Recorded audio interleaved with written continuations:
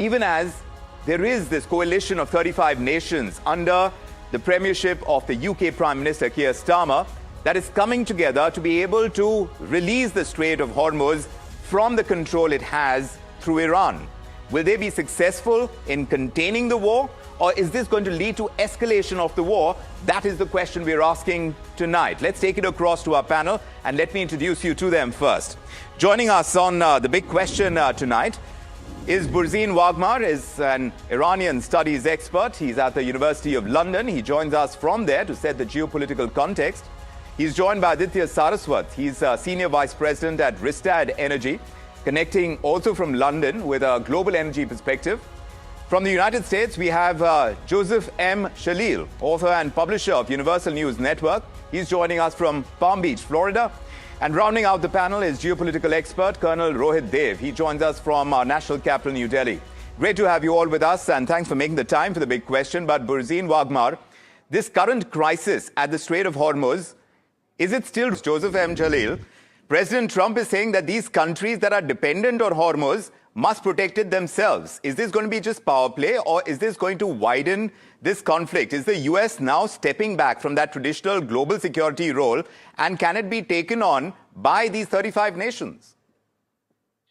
Good morning from Palm Beach. And again, before last night's address for President Trump, everybody underestimated or expected that Trump's going to cut and run, and that's not what he said. He's going to double down. He's going to finish the job he started. He's going to finish the objectives, and looks like he has the American people with him on this, and now he has his allies in the Europe with him as well. So I believe there was too much back channel diplomacy with the NATO countries in forcing them into this management of Strait of Hormuz to make it happen. But again, the challenge I'm worried about is that since Iranian regime is not that controlled or unified in what they do, what if some lone elements attack any of these foreign ships coming in, which could escalate this matter? But let's hope that doesn't happen. Let's hope we can get to a peaceful resolution next 2 weeks, and the world can go at ease and everybody work together.